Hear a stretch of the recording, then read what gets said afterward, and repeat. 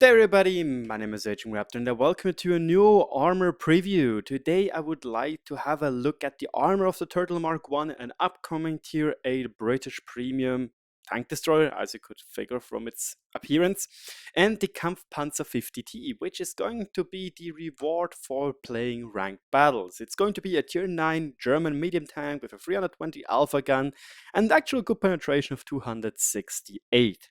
Both to those tanks, I already had a look at their stats, but now again it's 1.6.1 which just came out. We're going to have a look at their armor models and compare them, at least the Turtle Mark 1, with its tech tree counterpart. The KAMPFPANZER 50t doesn't really have an optimal counterpart to just compare it to. I hear somebody saying, well, just take the 50, but then again, the 50 does look like it has a much different armor profile, in my personal opinion, than the KAMPFPANZER 50t has to offer. So now let's have a look at the Turtle Mark 1, which we have its armor model over here, and the AT-15's armor model, which we have over here. Now, I just want to point out already that I do think that overall, the Turtle Mark 1 has the better armor profile. This is due to the fact that it has a smaller weak spot on the top. The cupola is much smaller. It has thicker armor when it is just like a flat surface, and it is more homogeneous. As you can see here, the AT-15 is kind of like, how should I say, kind of like a stair. You have a little or a stair, a little bit this, and a little bit more stairs, and it's kind of weird. Where meanwhile, the Turtle Mark 1, when we look at it from the side, it's just homogeneous, going up, and then going slightly up some more. And you can see we have here a bump, we have here flat spaces. And now talking about those flat spaces, the Turtle Mark 1 already has a huge advantage, because the flat space, which is generally really flat, is around the gun mantlet, and this is 266 millimeters thick, which by far overcomes the armor of the AT-15 where it is flat. The flat armor of the AT-15 is 228 millimeters thick, and well, let's be honest that usually tier 8 tanks, or at least tier 8 TDs with decent penetration, should be able to penetrate those flat spaces or surfaces when they are not too far away because of bullet drop and different angles of attack.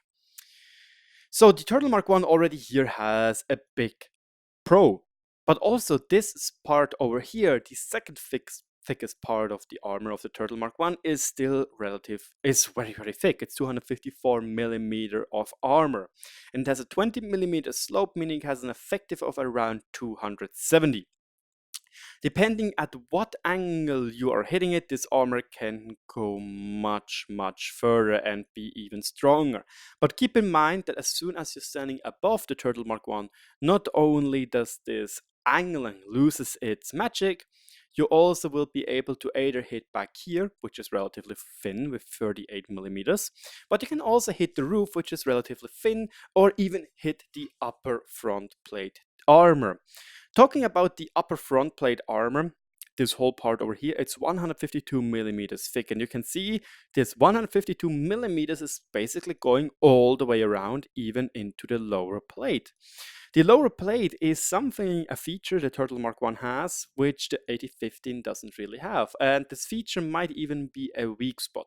This is a little bit hard to judge for me with not having tested the armor model of the Turtle Mark 1 on live server, but it looks like it is not too bad, but it won't really hold off same tiered or higher tiered opponents.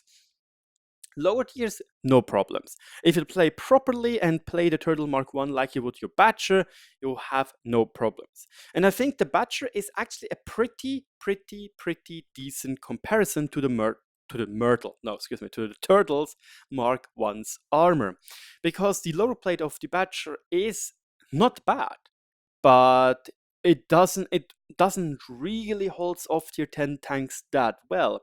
But against lower tiered, it's not a big deal. This is roughly the same with the Turtle Mark 1.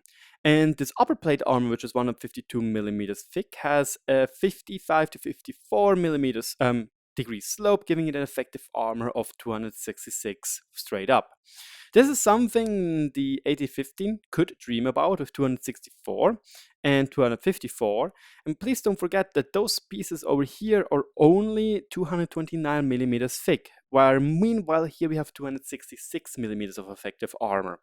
So I think that armor-wise, the Turtle Mark 1 is clearly ahead frontally from the 8015. The only real downside of the Turtle Mark 1's armor is, again, its lower plate, and if you don't really use properly your 10 degrees of gun depression, which is, by the way, a great asset for this tank, you might run into the trouble that people are just going to punch through your lower plate. The other thing we have frontally, it is the cupola. The cupola is much smaller than the one on the 8015, and this makes it incredibly hard to hit. But it is weaker. It is only 76 millimeters thick, but it has a slope, so it's 152 millimeters of effective armor, most likely. The cupola of the 8015 is flat, it's big, but nevertheless, it's not that easy to hit. Yes, it has 127 millimeters of armor on a 0-degree angle, meaning it's just 127 millimeters. But as soon as you hit left side, right side, low or high, you're most likely going to bounce because you will hit either decent slopes or the thick part of the armor, which has enough potential to bounce your shots. So I still think the 8015 is a formidable enemy when you play it right. The right-hand cupola, still very strong, actually incredibly strong on the 8015 and much stronger than what you have on the Turtle Mark 1. However, it will be easier to hide the Turtle Mark 1's only weak spot. Again, I don't really know how good the lower plate will be. Another thing, however, which I think some people will forget about is that when we have a look at the Turtle Mark 1, by the way, a lovely HD model. I have to say, Wargaming did an incredible well job. But you will see that you have those viewports or rangefinders on the side. And they are a weak spot like they are for the Type 5 Heavy. Meaning, as soon as you penetrate them, there is no armor whatsoever behind them. That is cool. Like, this is a unique weak spot, which is kind of hard to nail, but when you know it, it can be really, really fun. I used this countless times against the Type 5 Heavy, smacking him for like 560 damage in my Amex M4 when I played a big gun, because it's genuinely the only spot frontally I can penetrate properly. Now, however, the gun mantlet of the Turtle Mark 1 is incredibly thick in my opinion. Not only do you have the 228 millimeters of faceplate, you also have this plate over here which is 50 millimeters thick. So if you hit close to the gun mantlet, you have around 280 to up to 300 millimeters of effective armor depending how the slope is back here. And if you hit wide on the gun mantlet, well, you are out of luck, because not only do you have 228 millimeters here, you have an additional 266 over here. So yeah, not even the Jagdpanzer E100 should be able to get through there, even with premium rounds. The 8015 also has a pretty decent gun mantlet. They buffed it during the rebalance of the British heavy tank destroyer line, and it's pretty decent, 101 millimeters plus an additional 152, so they're equal. Side armor. Side armor is pretty similar to both those tanks, where I do think, oops, it was a little bit too close. I do think that the 8015 comes ahead, because yes, the side armor, they are exactly the same, except the side armor, which is 152 millimeters thick, is a little bit further behind, where on the Turtle Mark 1, so the 101 millimeter part comes much earlier, plus the side skirts are much thicker. They are 38 millimeters thick compared to the just 6 millimeters of the Turtle Mark 1. And when it comes to the rear, the engine deck are on both tanks exactly the same thickness, 38 millimeters, but the 8015 only has 101 millimeter rear armor compared to the 76 and 57 of the Turtle Mark 1.